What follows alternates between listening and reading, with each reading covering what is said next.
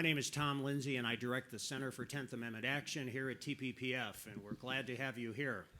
I think you'll find our panel discussion today interesting and perhaps a little shocking. We have a great group of panelists here who I'll be introducing as each one comes up to make their initial remarks. And let me just say this by way of background. As you know, our panel here is titled, After the Fall, How Will Texas Protect Its Citizens from the National Debt Crisis? The reason for our panel is this. Currently, the American national debt stands at 18 trillion plus, and it is forecast that by the time the current president leaves office next January, it will be close to $20 trillion. Given the size of those numbers of national debt, it stands to reason that there will come a time when the ability of the federal government to maintain its current funding to states will lessen or perhaps even cease. And therefore, to avoid a nightmare scenario for Texas, when this inevitable contraction occurs, and more importantly, to fulfill the intentions of the 10th Amendment, an accounting needs to be made of the amounts of money, the purposes for the money, and the conditions governing all federal funds to the state presently.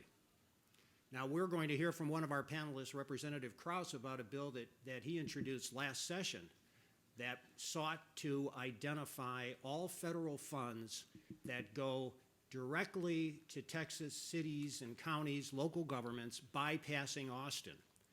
And I can tell you from my own experience, the need for this bill, I have been trying since the beginning of this summer to track down all the money that goes to cities and counties bypassing Austin, and it's almost an impossible task.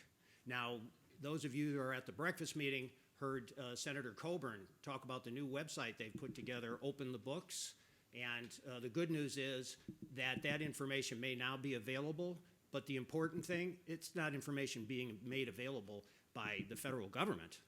This is a private website that is collecting and publishing this information that the federal government has not provided, or certainly not provided easily. I can certainly tell you that. Now, as we'll hear, the bill that Representative Krause proposed would have required that the Legislative Budget Board document all sources of federal funds to political subdivisions of Texas, cities, counties, local governments, that including information about the program, about the agency, about the amount, about the conditions, because as we know, all money that goes to Texas cities and counties and local governments from the federal government is not free. It always comes with a cost. It comes with conditions, strings. It creates redundancies, and it inevitably affects the Texas economy as a whole. And for that reason, since Austin, the government here in Austin, is responsible for oversight of the Texas economy as a whole, at the very least, the idea being proposed at this panel is that it would be very helpful if the legislature knew how much money was coming. A modest proposal. Our panelists will discuss this this morning. And our first panelist is no stranger to TPPF, no stranger to Texas, Susan Combs. Susan Combs has served the state of Texas as an assistant district attorney, as a state representative, as the 10th Texas Agriculture Commissioner under Governors George Bush and Rick Perry, and as the 37th Texas Comptroller and Treasurer. Susan currently serves as principal of Texans for Positive Economic Prosperity. And those of you that know Susan throughout her various offices know that her hallmark has been an insistence on good data, without which the transparency required for democracy to prosper cannot exist. Please join me in welcoming Susan Combs.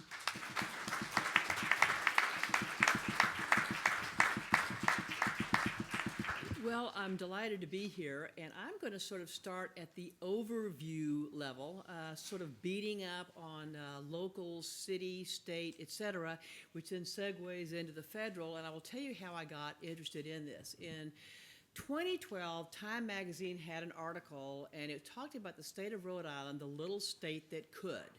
And what they were having was a pension nightmare, and they were talking about crowding out. If they didn't solve their pension problem, libraries would shut, buses might stop, schools would not be funded. And there was this swelling pension problem, and it seemed to me to be very interesting. So I thought, well, that's Rhode Island. What do we know in Texas? I held 40 town halls across the state, and in each and every one, I asked them, please raise your hand if you have any idea how much your debt is now in your city, in your county, in your school district. To a man and a woman, not a person ever knew what their debt was. And I thought, well, how crazy. We need to know so we can know whether to adopt more debt, vote in more debt, what's going to happen. So I prepared a bill, House Bill and Senate Bill 14, which would have made all of this information available. We first tried to get it on the ballot so you knew when you went in. That was a non-starter. The bond attorneys hated it. Everybody else hated it. Every county judge hated it, et cetera. So the bill was killed twice on the House floor by points of order. So what I did was I got annoyed. And the last day of the 2013 session, I launched a website called tellthetruth.texas.org. And I thought, if those guys and gals, my friends in the House, aren't going to pass this bill, then by God, I'm going to do it online. It took us from June of 2013 until December of 2014, and we basically put up on the web all of the information. A couple of figures that you might find interesting. What was important? Our population and inflation growth rate were being very much exceeded by the rate of growth in debt. In simple terms, that means Bob and Mary are going to have a bigger bag of rocks on their neck because they're putting more on the bag of rocks on Bob and Mary's back, and they couldn't find out about it. So we had then, and still do, 1,216 cities, 254 counties, 1,266 school districts, and then this weird animal called a special purpose district. This has been a heck of a way to get either property or sales tax burdens added, and they are very often invisible.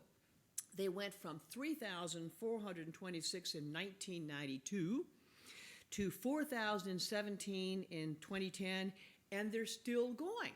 So what's the practical difference to you as a taxpayer between a property tax and a sales tax?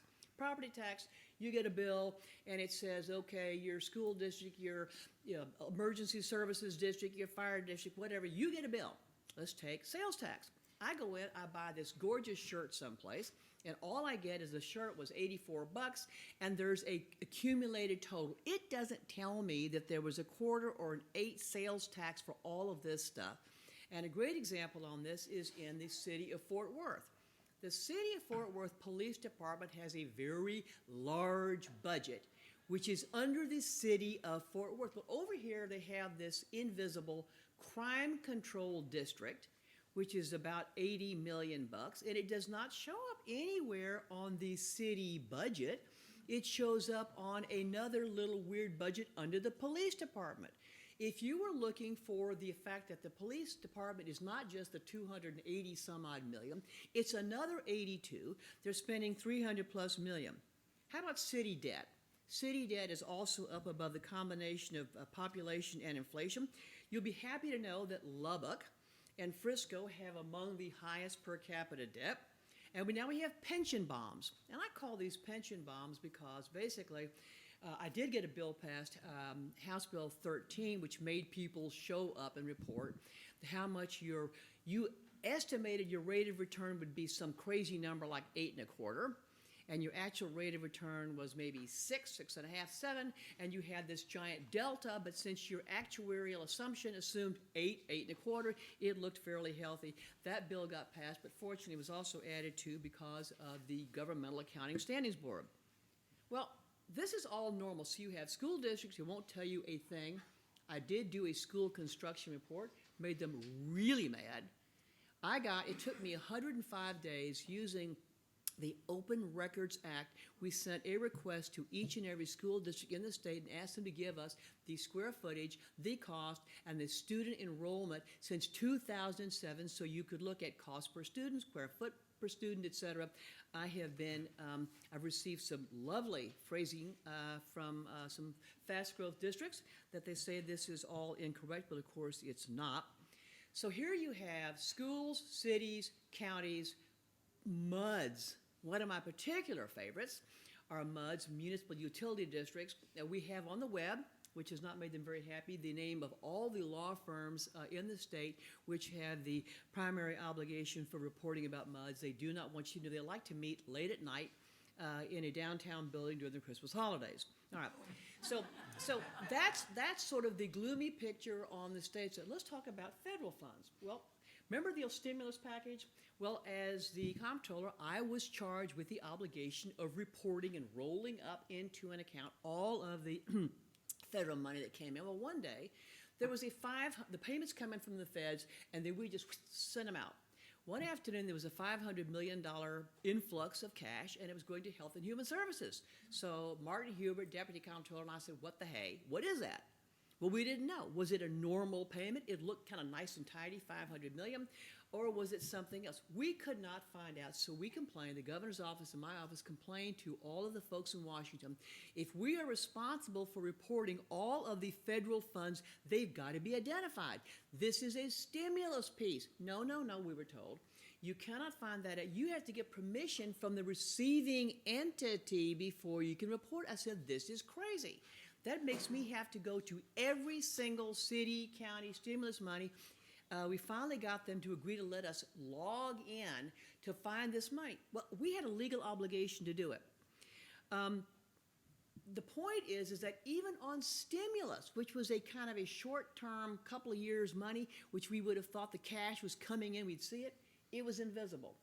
So Tom and I talked about the whole federal thing, and I'd known about Matt's bill, and I thought, so here you have the invisibility and the inaccessibility of the debt, the expenditures, what's going on, certificates of obligation, which are never voted on except by the city council, the county, whatever. You have this whole problem over here.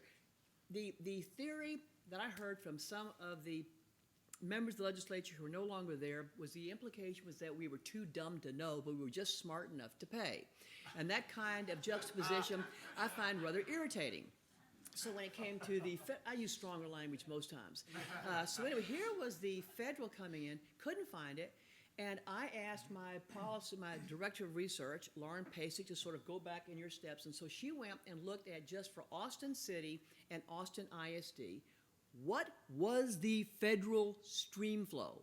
Well, she started at the federal side, impenetrable morass, thicket, couldn't find out. She then went, I told her to go to the CAFRs, the Combined Annual Financial Report. You can find some of that out, but for the average Mary and John, you'll never find it out. And his point is exactly right, that if in fact the federal funding rug is pulled out, I think back to Rhode Island, and the crowding out all of these other things we have voted in that we wanted to pay for will be at risk. And it's unconscionable to me. It seems that the information that we cannot find should be there. It's our money. Crazy. Let me repeat that. It's our money, and we are paying for it, and we are obligated for it. And I would hope that we would find a way to have somebody tell us in a clean, streamlined way. Last point. There is no excuse in 2016 for everything not to be on the internet. The only public square is the internet. And telling me to go to a library or go to some place and post it in the building during the hours of 8 until 5, and we're closed at lunch, and we're closed on Tuesday afternoons when we go to play golf, whatever it is absolutely wrong, so this all needs to be on the internet. Thank you.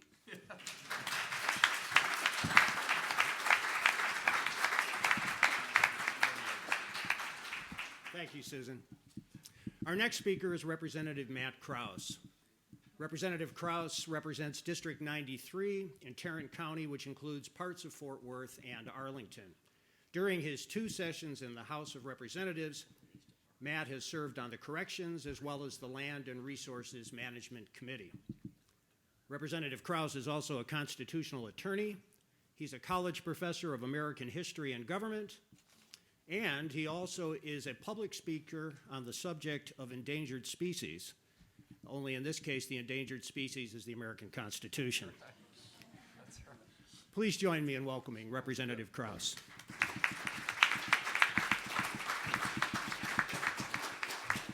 Thank you. Yeah, it's an honor to be with you here this morning. Before I get into my comments on the debt crisis, I wanted to talk just a little bit about President Obama's executive orders on firearms lately, and everybody's trying to figure out what to do and how the state can push back against that. And we've actually had a bill the last 2 sessions that would say anytime that the federal government enacts a firearm regulation that's contrary to stated public policy of Texas, then Texas isn't going to use its personnel, its resources, its time, anything in helping enforce that. And the federal government has such limited resources, there's no way they could adequately enforce that kind of rule in Texas if the state does not voluntarily comply with them. And so we've actually had that tool the last 2 sessions looking at that, and that was birthed by Mario Loyola. So I just wanted to give him a little bit of credit today.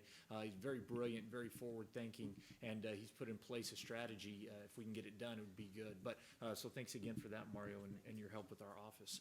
But Tom came to us this last session, and he said, hey, do you know if we have any kind of mechanism to figure out where federal money goes to our local municipalities? And I said, well, sure. Yeah, I'm sure there's something out there. And our office started looking into it, and there was nothing. And you might say, oh, what's the big deal? The state's not giving the money, so why do you even need to know what kind of money they're getting? Well, Tom did a great job of highlighting that the national debt crisis is looming, and it's about, I think a lot of people think it's about to come crashing down on us. And so when that happens, there's going to be a lot of state municipalities, localities that aren't going to be getting the money that they thought that they were going to get to provide some of the services that they promised their constituents that were going to be provided. Well, then they're going to come look to the state to make up that delta, right? That gap in between, and we have no idea what that will look like. I mean, what if that number is an extra $4, $5, $6, $7 billion that all of a sudden the state, the local governments are coming to us saying, hey, Washington's in a mess, we need you to help bail us out, basically. And we have no idea what that is. And not only do we not know what it is on their end, but that doesn't help us budget properly well either. Let's say that there's a federal grant coming in to the Fort Worth Police or somebody or a municipality. Why would we then need to give money during our budgetary process and just double or replicate that? It's just a waste of money. We could probably be using that money somewhere else for a locality or another municipality that needs those funds. So transparency is always good, right? The sunshine on the facts, on the data is always good. And so I was really surprised at the pushback we got from some people just to say, hey, if you're getting money from the federal government, we just want to know where it's from, and this was the other kicker, and we want to know how you're using that money. And we got a lot of pushback on that as well. They wanted to keep their money and didn't really want to disclose it, how they were going to spend it or what they were going to use it for. Again, it's not like it's Big Brother. It wasn't like we were going to meddle and say, no, you can't use it for that. You need to use it for this. It was just a planning tool and an ability for us to know what's going on with those finances from an economic perspective. So that bill actually didn't get passed. I don't even think it got out of committee. And so, which again is just, I just thought it was a simple bill. Everybody would be on board. But the ability to not have that transparency is something that people really want to hold on to. So I think we plan on bringing it back next session. And as the debt crisis at the federal government continues to get worse and worse, I think you're going to see a little bit more of an appetite for that because people are going to understand, oh man, what's going to happen? And so that was the big part of House Bill 3606. We just wanted some transparency, we wanted some accountability, and we wanted some help in planning.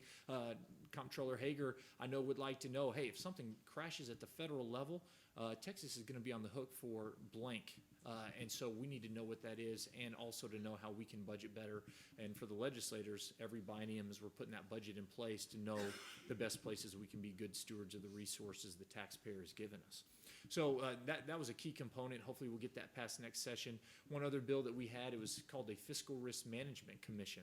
And what that would do is, again, everybody sees the federal government, everybody's not very confident that they're going to be able to go on the way that they're going on for very long. So let's say the dollar does crash. Let's say the economy does crash. What does Texas have in place? What is Texas going to do to protect itself should that happen? And so the bill would go through a wide range of things, everything from cybersecurity to grid security to monetary policy, so that Texas can have a strong footing. Should anything disastrous happen at the federal level, Texas will be okay. Some people think it's a secession bill. It's not. It's just a planning bill. It is a forward-thinking bill. So as we see Washington continue to go, I don't know how many of you were at breakfast today with Senator Coburn, but one of the most distressing things he said to me is that he walked into Mitch McConnell's office and said, "Hey, I'm not finishing out my term." And he said, "Why not?" And he said, "Well, I can't get anything done here." You know, you would think anybody could get anything done in Washington. It would be a two-term senator in just a body of 100 people. And so if the senators even feel like they can't get anything done in Washington, that doesn't give me a whole lot of hope that things are going to get squared away in the next couple of years, no matter who takes over the White House in 2017. Texas has to be prepared to take care of its citizens, and we can take some of these measures knowing where our money's coming from, being accountable to the people, and also putting in place measures to protect ourselves when we get there. So this is a huge field, and we need to continue to be discussing that. I don't think it gets a lot of coverage. It's not like education. It's not like healthcare. It's not like a lot of others. But if the federal crisis hits and we're not prepared, it could be more disastrous than anything else we've had. So thanks for having me on here. I look forward to talking with you more on the moderated part. Thank you, guys. God bless.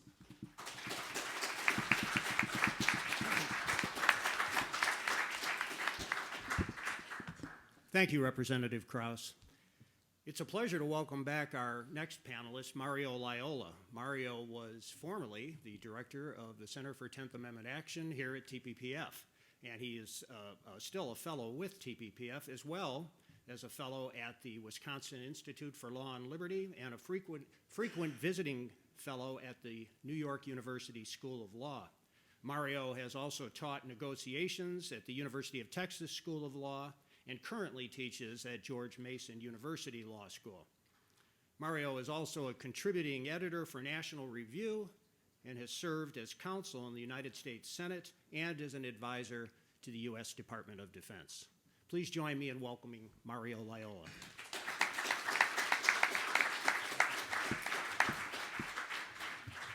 Thank you, Tom. Comptroller Combs, Representative Krause, it's a pleasure to be here with you and with all the guests. And thank you all for your many years of support for Texas Public Policy Foundation. I'm going to spend the next 12 minutes, 12 minutes talking about the problem, the solution, and the obstacle to the solution, which if you've taken a film class is also the three things that you're told in the first 10 minutes of every Hollywood movie. So I'm going to try to make this as interesting and entertaining as possible. There's a lot to look at in terms of problems in the federal fiscal crisis and its impact on the states. Probably the worst single part of it is the fact that the federal government has managed to rope all of the states into its fiscal problems, right? And actually impose its fiscal problems on the states. And I want to spend a little bit of time talking about why that's happened. Because what we have is in the Texas budget, for example, in every state's budget, about 30%, 35%. I'm pretty sure, correct me if I'm wrong, but I'm pretty sure this includes localities also, but about 35% of every state's budget, it consists of federal funds. And those federal funds are sent to the states, and they're called conditional grants in aid, right? It's like as if the states were third world countries that need assistance.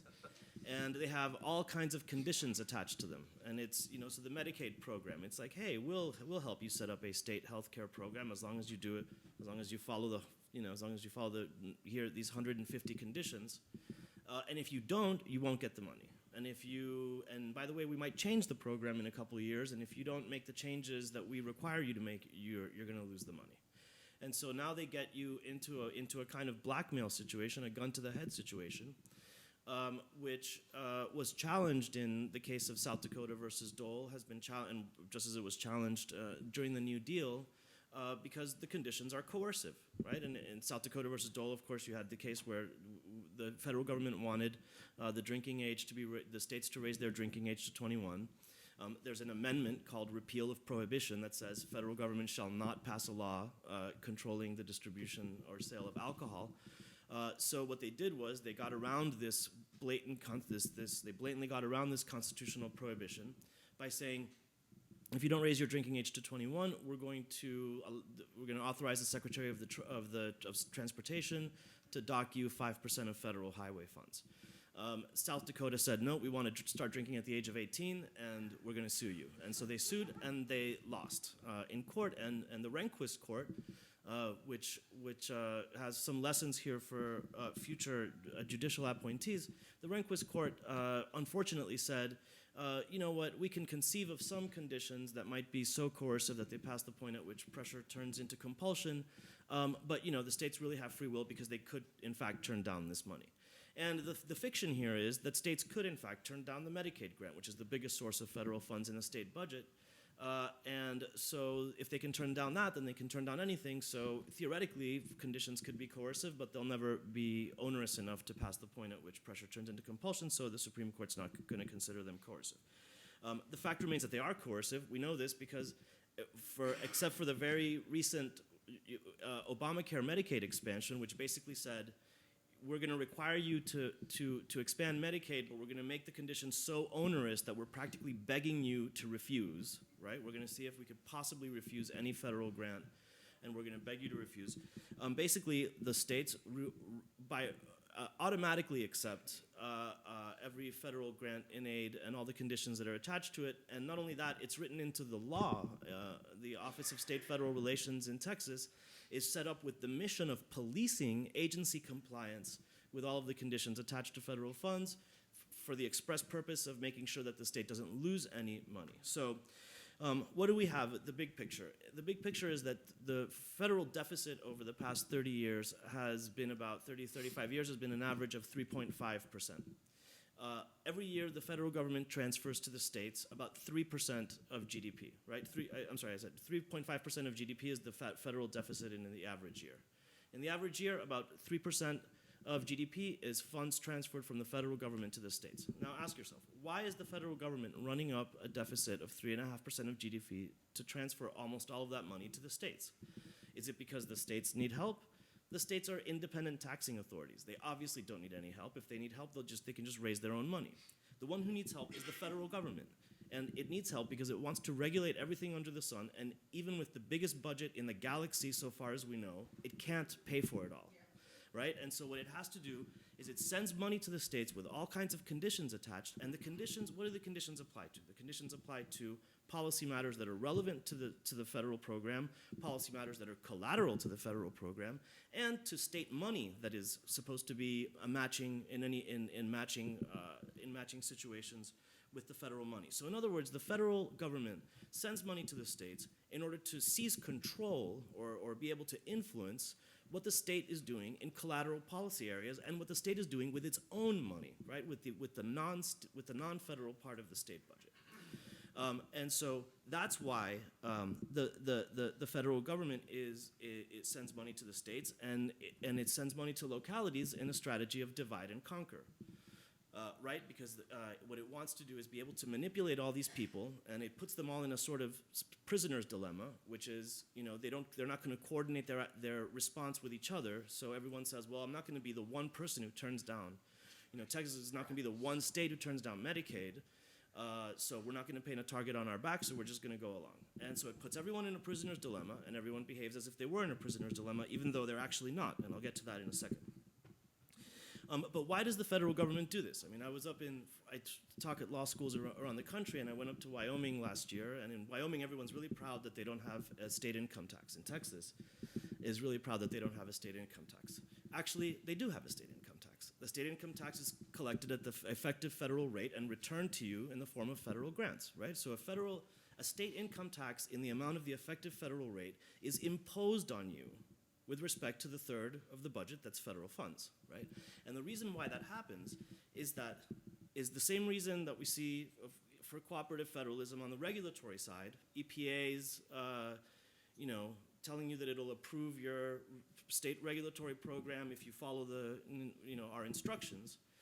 The reason why is that the federal government wants to expand its power over federal and state agencies in order, right? Because the federal government's not just this, it might resemble it, but it's not just the empire in Washington like in a Star Wars movie.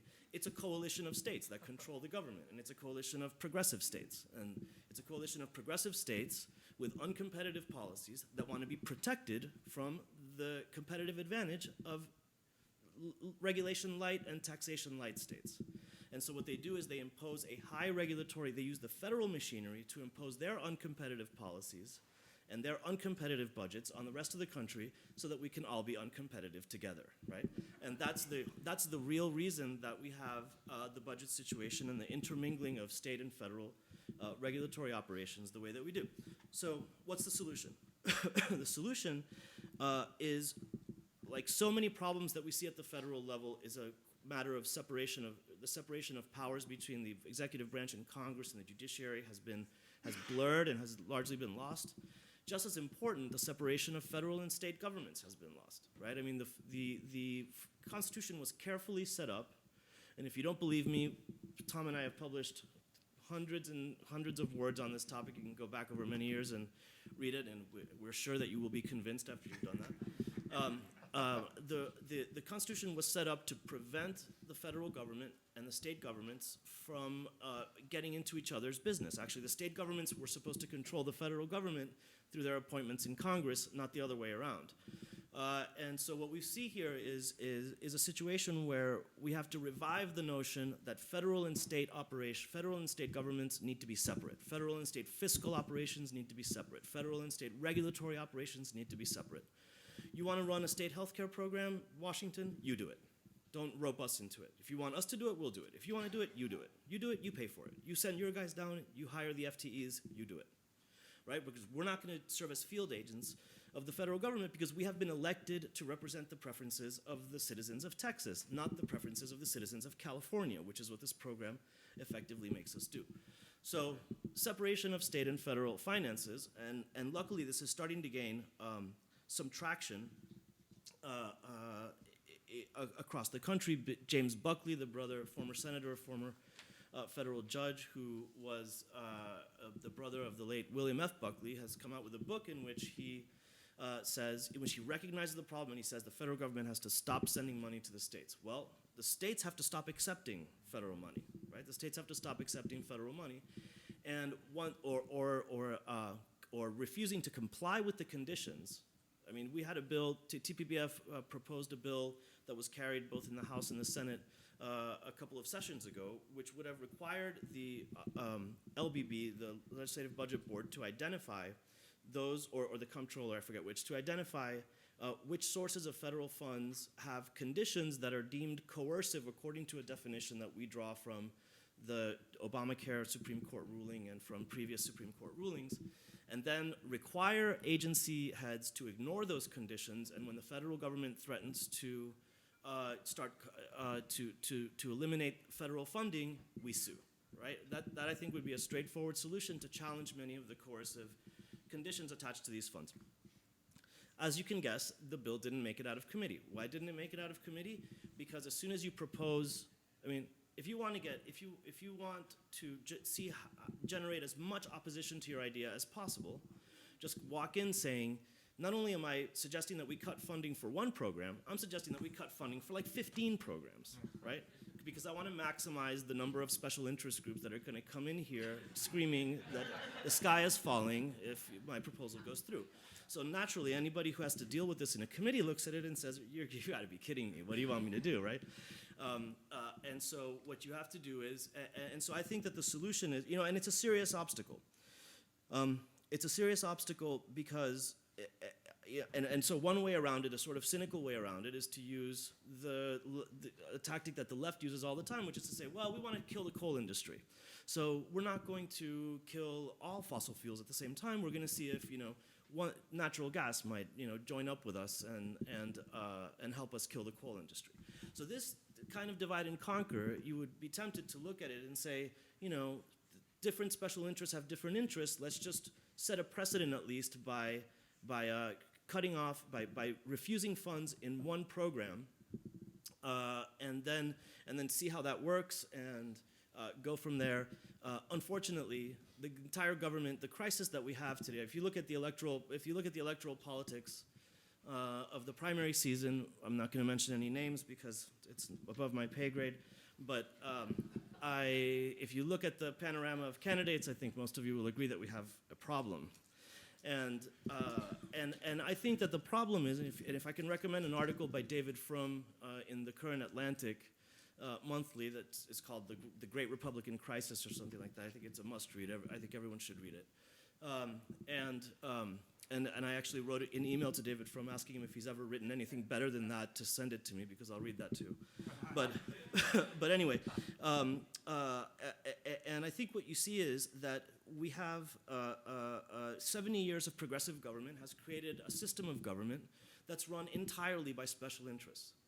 And what the little guy knows, the working class guy who thinks that the working class guy who thinks that who's searching for a voice that sounds like him, is that the government doesn't work for him. The government represents other people and not him. And so that's the thing that you're contending with, which is when you walk into a legislature that's supposed to represent the people, you're walking into a machinery that's actually set up to represent special interests. And so that's the crisis, that's the obstacle, that's what we've got to solve, and we're in the trenches, I guess. Thank you very much.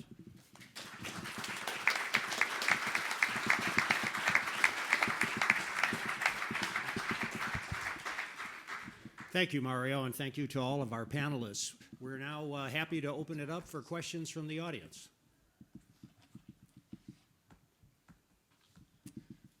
Yes, sir, right here, and do we have a microphone person? Or yes, right there.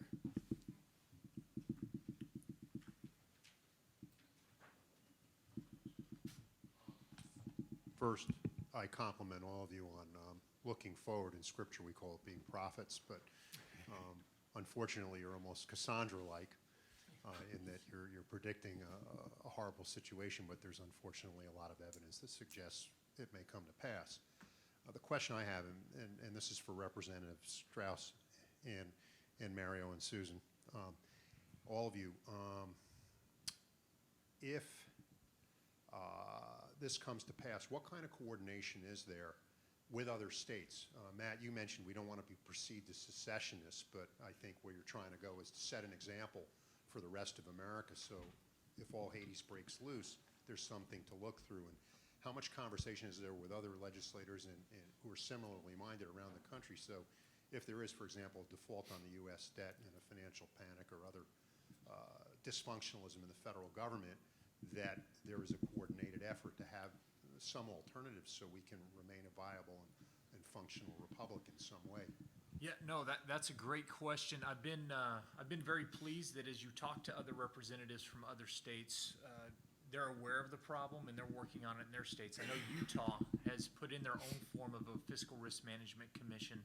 I know some other states have also done some similar things. So there's a lot of conversation and communication between those people pushing for those policies in their states, saying, okay, if it goes. Unfortunately, there's not enough of them to create a huge block that we could all kind of protect ourselves together. And as you can imagine, they're mostly red states at this point. The people from blue states, especially those in control in blue states, although one thing President Obama has done for the Republican Party is grow our numbers. So our state legislatures are actually a lot better off than they were in 2008, so we're seeing that. But in the blue states, the people I encounter, they're still thinking government will always be there to bail them out. We don't need to worry about that. It'll be fine. So it's really getting through to those people as well, because that could really help us form that connection, form that web that we need to communicate with each other. But the conversations are being had, people are on the same page, we're all working towards a common goal in a lot of places, and if the crisis does hit, I'm confident that we can then pull all those resources and say, okay, this is what we've been preparing for, how are you guys going through this crisis, how are we handling it, and be sounding boards for each other. I just want to mention the story about Rhode Island again. Gina Raimondo was the Democrat treasurer. She is now the Democrat governor. What she did was point out everybody's ox will be in the ditch if we don't solve this one problem. Their problem was the pension bomb. And my belief is that ultimately, a progressive, AKA left Democrat will say, wait a minute, we've been mainlining this money for a very long time. It's going to shut something else that we like. And if, in fact, the global economy, you take a look at what China's going on, you take a look at all these, you're not going to have a rosy outlook for 2016. It strikes me that for people who want to get a better, the DEW line, the distance early warning system, that 2017, given when you look in the rearview mirror of 16, I think may be very, very good. And you want to do it in a way that is affordable by these guys. But all of these cities and counties have the information. They are required to report it in their CAFR. But they don't report it in an intelligible fashion. And it could be laid out in a way that we have made them lay out other things such as property tax, clarity of property tax. You could do that rather simply as part of their CAFRs. They have to report that. I think that'd be pretty straightforward. So just a quick word on thank you, Bernie, for your question. I said I was going to return to the prisoner's dilemma issue because it's my belief that the states are not in a prisoner's dilemma, and this is what goes to Bernie's question. What I think is missing here and has been missing for a long time is that the states could actually get together in a summit of the states. We could have it at your house. We could do it at your house. My big backyard.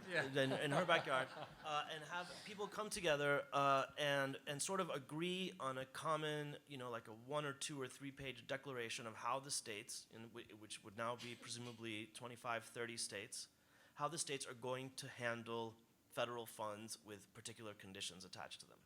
Because if 30 states get together and say, we're effective next year, we're turning down all funds for this program, you will cause a major crisis in Congress, because that program will not go forward with funding only for a minority of states when it's a significant percentage of GDP. So I think that it's very important for state legislators to start talking to other state legislators, for state governors to start talking to other governors, to use ALEC, to use the National Governors Association, the RGA, the other organizations, and for someone to organize a sort of declaration of states united against coercive federal funding. Let me just add, an unlikely source of support for what we're advancing here comes from a Supreme Court case that I trust everyone in this room has reservations with, and that's NFIB versus Sebelius that upheld most of Obamacare.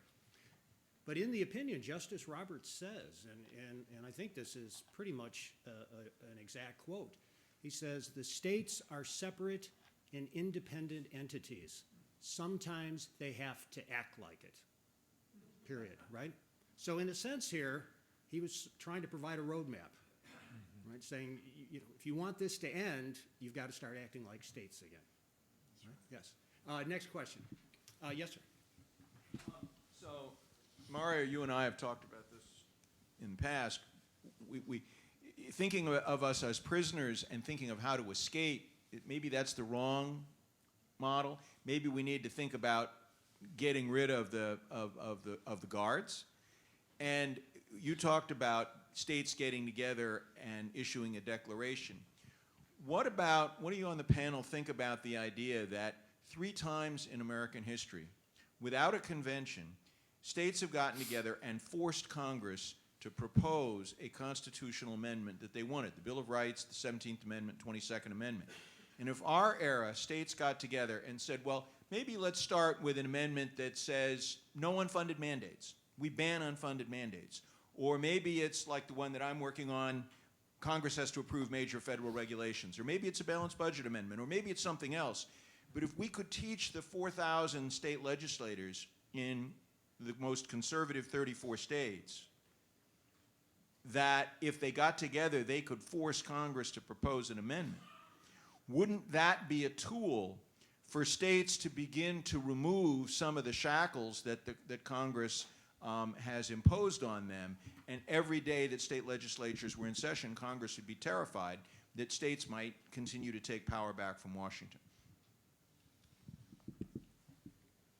Well, I also like the pilot program. I like the example of the little lady with tennis shoes. What I would propose also is my equivalent of lady tennis shoes, is pick 4 or 5 really egregious grants that are worthy of TV and late night humor shows, and basically have them pointed out, we are turning these down because they are so awful. That requires a certain amount of homework, but you sort of build up a groundswell. Did you realize these people have a federal grant to go ahead and check whether my shoes are bigger than Tom's? I mean, something, well, never mind. But something really stupid, some really stupid nonsense grant, and you don't do a whole, so you try it over a 6-month period, you try it over a year. Pick a couple, pick 10, the top 10 really dumb grants, and you get people to turn them down. And you try this at the city level, you try this at some other level. When I was in the legislature, we had in 1995 a requirement that showed up from the United States Department of Transportation that said that unless every single driver in the state of Texas submitted their social security number, they would cut off all federal highway funds. There were about 15 of us on the House floor that objected. The argument that was advanced was that there were all these deadbeat dads who, in fact, if you didn't have their social on their driver's license, and the fact was that they were already in court in parental, compensation hearings, they already had the information. That was in 1995, and I was shocked then, and I'm shocked now. There was no groundswell against giving your social security number in order to get that money. And so all I'm saying is pick something easy, pick something stupid, like the golden fleece stuff, pick something like that. Yeah, let me just say, I just was suddenly reminded of a Simpsons episode of the $1 trillion bill episode. And if you remember, as soon as they get the $1 trillion bill out of the glass box, the IRS is chasing them for tax evasion, and they finally make it back to Homer Simpson's house, and they walk in and say, the feds walk in and say tax evasion, and Bart says, "What are you talking about, man? I have $1 trillion bill. Here's $1 billion to go take out the trash." And that's kind of how the federal government is. They're giving the states so much money that they're like, here's $1 million to do this ridiculous thing that we just thought up in some agency in Washington. And I think that the states have to sort of man up or lady up, as the case may be, and Woman up. and really say and really put their foot down. But let's just, in answer to Roman Buehler's question, let's just take a step back and think about how difficult this is. It's not like the federal government is taking power from the states. That's not really what's happening, right? The federal government is state officials from progressive states, and federal officials are colluding to aggrandize each other's power. If you look at the federal fiscal situation that we have in this country, you may be, federal taxes have remained fairly steady at 17 or 18% of GDP since the Truman administration, right? Or at least since the early Eisenhower administration. What has grown very substantially since then is the public sector at state and local level, which has gone from like 3% of GDP to 15% of GDP. And the reason why it's done that is that the federal government, through the tactic of conditional federal funds, is inflating everyone's budget, right? Because the federal government spends $2 for every dollar it appropriates if it spends it through state governments. And so the problem is not that it's taking power away from state governments. The problem is that it's giving more power to state governments and to state officials than they actually have, and than they're actually supposed to have under their taxing authorities and under their constitutions. And so it's this big collusion to expand government at every level that we're fighting against. And so I think that it's limiting the power of local governments. And remember that when these state and local and county entities in Texas that are receiving these federal funds, there's one very important bit of good news in all of this to remember, which is that all of these entities are creatures of the Constitution of Texas and are subject to the control of the government of Texas. And so they are created by the government of Texas, and they have to do what the government of Texas tells them to do. No matter what party happens to control them, not that it makes a difference, but no matter what party happens to control them at any given point in time. So I think that's an important thing to keep in mind when talking about federal overreach.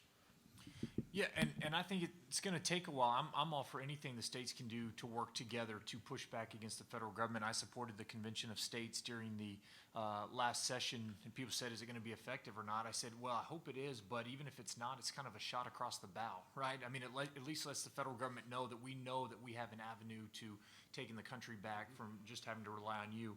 But while you're trying to do that coordination, I think one of the greatest things, states can act on their own to make themselves less dependent on the federal government. You know, I think we get frustrated all the time with Congress. I know I do. We keep electing these people into Congress, and then they willingly give away their power and their constitutional duty to executive branch agencies and regulators and things of that nature.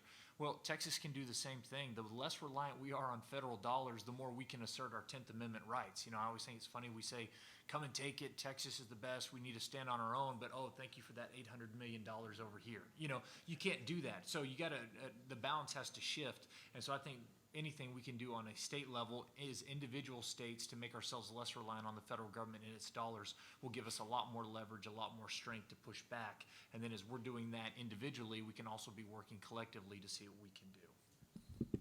Thank you. Next question. Yes, we have someone right there. Mr. Loyola, is it? You seem to very clearly understand the problem, and I think you described what the political solution is that we need to elect different people to Washington who aren't beholden to special interests and are willing to blackmail the states, and then we need to elect different people in Austin who aren't beholden to special interests and willing to enable the blackmail of themselves, really us. But I want clarity from you on what you think the policy solutions are, aside from those political solutions.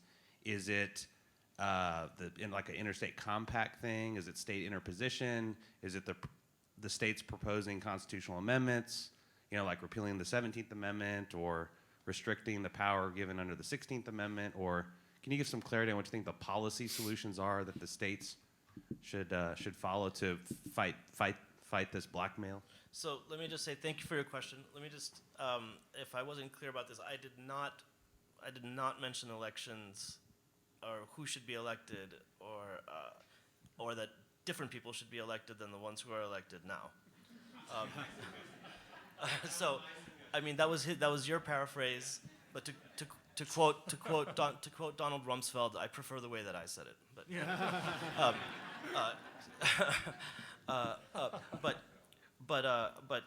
But thank you for your question.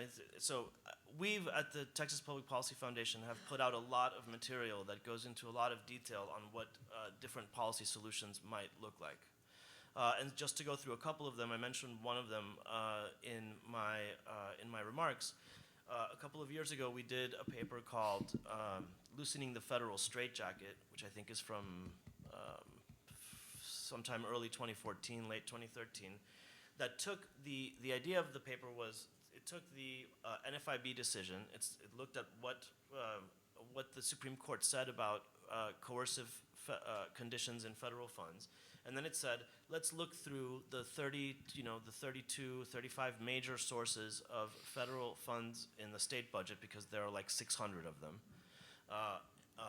And let's look through them and see what the conditions are that attach to each of them. And this paper actually has an appendix that's dozens of pages long. I remember because I was the one who had to go through and do it line by line, which was a lot of pain and suffering that I went through so that you didn't have to do it. So go through and take a look and look at all of the different conditions that apply to all the different sources of federal funding in the state budget. And then what we did was we applied the Supreme Court's analysis and said, this is coercive, this is coercive. It's coercive because it applies to a separate program. It's coercive for some other reason. And these are conditions that we can challenge, or rather we can ignore them, and then when the federal government threatens to cut off funds, we can sue them. So that's I think a strategy that has a lot of potential to be successful, because basically what you want to do is replicate what happened in NFIB, where the Supreme Court says, you know what, this is also a gun to the head, and we're not going to let you. I mean, what the NFIB decision said, just to be really clear, is Obamacare said, you need to expand Medicaid to this new population of people, or we're going to cut off funds under your existing Medicaid program. And the Supreme Court said, well, you know, this new thing that you're talking about here, this new program, you call it Medicaid, but it's not really Medicaid. It's a new program because it applies to an entirely different group of people. And because it applies to an entirely different group of people, we're not going to let you, you can condition the funds for the new program on compliance with the conditions of the new program, but you can't condition existing Medicaid funds on compliance with this new program. So that's important because there's a lot of this kind of cross-conditioning going on between sources of federal funding. The next obvious example is No Child Left Behind, which is conditioned on Title I federal funds for local area school districts under the 1965 Education Opportunity Act, or whatever, Social Security and Education Opportunity Act. So go through the budget and look at the things that you are going to be able to challenge if you ignore the conditions and the feds start coming after you. I mean, that's an important one because we can replicate what happened in NFIB on the Medicaid count in other situations. Another situation. So the interstate compact idea is also very promising because if you want the states to work together on this, then what you could do is take a piece of model legislation like the one that I just described and put it in an interstate compact and pass it in multiple states. So now states are committing to each other that they will band together to sue the federal government when the federal government threatens to cut off funds under a program because some state hasn't complied with the conditions. And so I think that those approaches are the sorts of approaches that will work. But ultimately, you know, there's a lot of education that has to happen here because, I mean, I remember in civics class being told about the importance of separation of powers. I'm pretty sure that nobody who graduates from high school nowadays realizes that federal and state governments need to be separate or that there's any reason why they should be separate. And so we have to go back and really start educating people from the beginning about how the Constitution is supposed to work because it's not supposed to work the way that it works now. Thank you. I would only add a couple of points. The other hat I wear at TPPF is in the Higher Education Center, and U.S. Department of Education statistics themselves show that today fewer than 1 in 3 college students graduate having taken even one course in American government. So the point here about the lack of familiarity on the part of this has been a cultivated ignorance by the universities, unfortunately. And then, as far as your question, the question, what can be done? I offer this not as a policy recommendation, but simply as a point of information for you. Those of you that heard Senator Coburn, whom I mentioned in my opening remarks, his breakfast talk, he mentioned this new site, Open the Books, which was developed by a statistician in Illinois. And speaking with some of Senator Coburn's people afterwards, I was told that on the basis of the information provided by Open the Books, average, everyday citizens in their local communities can now identify what money's going to their local, and what the strings are and everything else, and that on that basis, to date, 131 office holders across Illinois have been removed because of the information that local citizens found from Open the Books. Again, I offer that only as a point of information. Right? Next question.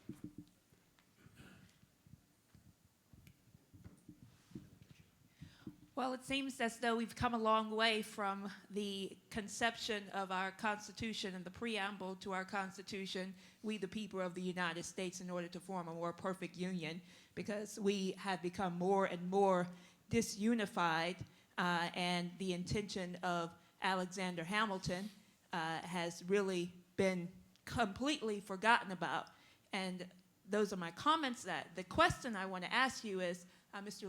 Loyola, you may know about the current bail-in policy that is now sweeping across the entire country, the entire world. Bail-in is where you have insolvent banks that can actually steal the deposits of the depositors and steal the bondholders' deposits. This is already happening in Portugal and other places in Europe. It's going to happen in the United States. That was the whole policy of the Dodd-Frank Act. And now we're talking about how we're going to protect the citizens of Texas. Right now, the standards of living in the state of Texas, the rate of suicide, the complete desperation and despair that is set into the state and into the entire nation really requires a national unified effort. And if we don't do something about this bail-in policy, the bailouts already started back in 2008. We saw the crisis in 2007, 2008. It's worse right now. So I don't think there's any quick fix solutions on how Texas is going to save itself. We're going to have to get the federal government to get its act together. So what do you have to say about that? Me? So just real quick, I mean, one thing that worries me is that this is, and I've talked about this recently with some of my friends in this hall. This is starting to, the things that we're seeing in the news today are really incredible. A lot of them, I mean, it's almost unbelievable that all of this stuff is happening at the same time. And it sort of reminds you almost of the late 1920s and the kinds of things that were leading to the Great Depression. One of the things that was leading to the Great Depression is that somebody thought it was a good idea to replace the system of banks that we had with a Federal Reserve that then was supposed to prevent a run on banks. Then they set up this monopoly, and then when the run on the banks started, the monopoly failed to function properly, so banks started failing left and right. And I think that what you're seeing with the Dodd-Frank law is, trying to prevent the next crisis from being like the one in 2008. We've set up a situation where we might not be able to deal with a much bigger crisis, which is what you're alluding to. And I think that we need to look, we're going to need in the next Congress and in the next administration to look at these programs very carefully and really undertake a problem and really undertake a series of major reforms, and both in the healthcare and in the finance area, because already, New York City used to be the location of most of the world's IPOs, or most of the, Bernie can correct me if on the statistics, but IPOs in New York City used to be 10 times the volume of IPOs of what they are today. Dodd-Frank has basically put London and maybe a couple of other cities ahead of New York City in terms of their relative importance in the international market for innovative investments. So one major problem is that we have Dodd-Frank and Obamacare delegate so many sources of authority to the executive branch that nobody has any idea what the rules are going to be. Nobody has any idea what the rules are or what they're going to be tomorrow.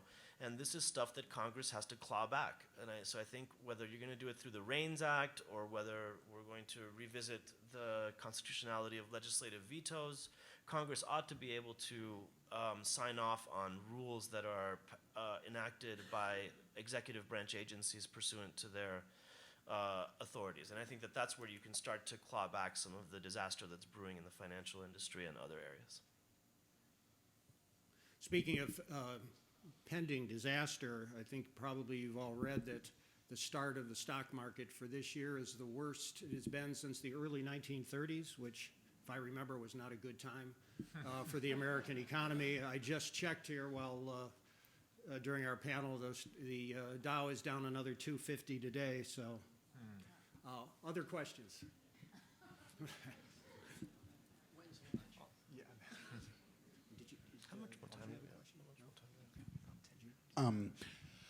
My question is something that I honestly just kind of got as a flash of an idea when I was waiting to ask my question to Senator Coburn this morning. So it's I haven't really fleshed it out too much, but for Representative Krause specifically, and then if anyone else cares to weigh in, do you think that pursuing a bill that would enable the state of Texas to accept Bitcoin for purposes of taxation would help untangle our state finances from the feds? And do you think that could be helpful to these purposes? And I will note in the time that Dr. Lindsay checked with the stock market being down, it's actually up $20 today. Yeah. Okay. Yeah, no, that's a great question. Again, as I'm open to talking to a lot of legislators on things we can do to work together, I'm open to any proposal that would help us.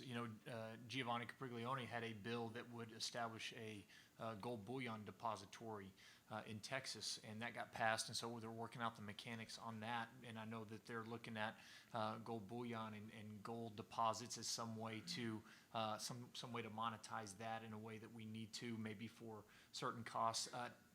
I'm open to it. I haven't thought much about it. We need some out-of-the-box kind of thinking. So I'm definitely open to that. It would, I'm open to it for sure. Yeah, absolutely. Other questions? Right there. Is there any movement in Congress to repeal Dodd-Frank?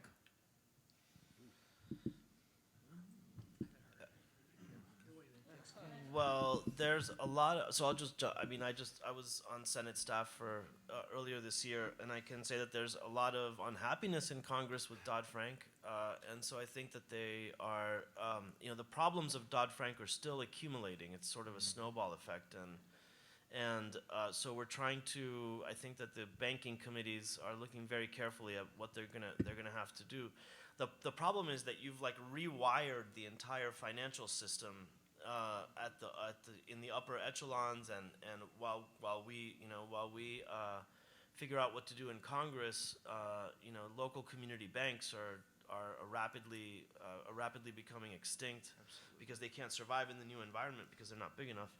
But the answer is they've got, there's Senator Ben Sass of Nebraska has a fellow on the banking committee who's very good on this stuff, and I think that they are taking a good look at this. Yeah, and the bad thing is that the current administration has taken so much power, and Congress has given the executive so much power, they kind of dictate whatever they want to do. The good news is if you get another executive who has a differing worldview or ideology and different policies, they can correct a lot of that on their own. But Dodd-Frank, as Mario was saying, I don't think we know the full extent of how terrible that's going to be for our economy yet. And sir, I'm sorry you've been waiting some time. Go ahead. For Mr. Loyola, seems to me a big problem with the ever-expanding federal government. It's basically run by the liberals, and liberals like to give away free stuff, which is fundamentally a bad idea, in my personal opinion. So, in order to correct this constant ever-expansion, it seems to me we need a structural change to affect that in any significant long-term way. So is there some kind of structural change that can be made that you see as a fix for this long-term problem? Yes, it's called, and thank you for that, that's a great question. The structural fix is federalism, right? And returning to actual federalism, because there's one, so the reason why the federal government was set up as a government of very limited powers was precisely because we didn't want one central government to be taken over by special interests, for the very reason that they could see they would use it for rent seeking, or they were thinking about the crown monopolies of the British experience. But the one good silver lining of government policies that give away free stuff is that it puts the government that does that at a competitive disadvantage. So if you push spending and regulation back to the level of the states, let California give away as much free stuff as it wants. Everyone will just move to Texas. So that's the pressure, that fact, the mobility of capital and labor is what puts downward pressure on free stuff policies. And that's where we have to really focus on. So the answer is competitive federalism, as opposed to the structure of competitive federalism, where states have to compete for labor and capital instead of cooperative federalism, which is a nice sounding way of describing the system by which progressive states impose their uncompetitive policies on everyone else. We have time for one more question. Right, gentleman right here. Oh, I'm sorry. Thank you. I apologize. This panel is talking about what do we do with the feds destroying our monetary system. And I like the bail-in question that the lady had back here, because if you start having a bunch of bank bail-ins in the state, then you're going to destroy the liquidity and the ability to function in a thriving economy. Are we addressing anything like that? I would say what's overarching is that there is a reluctance by every single public entity to ever tell you what they do. And that means city, counties, whether it's state money, local money, and really addressing that. How does anybody even know about bail-ins, bail-out, bail sideways, anything, if you can't find out what the playing field looks like? And you can't tease this bowl of spaghetti apart. And I think that it's incumbent upon everybody to insist their city, their mayor, their county judge, everybody give them the complete laundry list of every single dime, where it comes from, what the strings are, and that is doable one entity at a time. Where we stumble is when the special interests get together and say, oh, no, no, no, we can't do this. But the problem is you'll have a city being in trouble. Houston's already in deep trouble with its pensions, and they haven't addressed those, and that's because there's a weird statutory requirement that you got to go to the legislature, and we know who's stopping that every time, and in the Senate. And the problem is you have to insist that they tell you everything. You cannot possibly presume to find a specific solution for your community, your governmental entity, when you are completely handcuffed and blindfolded. Yeah, and I think it could be another good place for that Fiscal Risk Management Commission, you know, so you get experts from the field all over Texas in different sectors in society to say, here's what we see as a problem, here's what we see coming, how can we protect ourselves? So the more advanced planning we can do. And, you know, this is kind of a gloomy topic, and I know it's kind of negative, but, you know, America, everybody says it's so polarized, you know, America's breaking apart, it's never been like this. I don't think that's necessarily true. You go back and look at the presidential election between John Adams and Thomas Jefferson, really the first one that we had, it was brutal. Now, not everybody had Twitter, not everybody had Facebook, so they could weigh in on it. No, yeah, that's a good point. Nobody had that. So we've always been like that. In the 1860s, remember, we were fractured, literally fractured apart. So even though it's kind of gloomy today, I still think America has her great days ahead of her. We can get control of this. We can elect the right people to the right offices. So I think we need to keep that in mind as we're going forward as well. This debt crisis could hit, but we could also have a resurgence as we've done time and time again in this country. Thank you. Please join me in thanking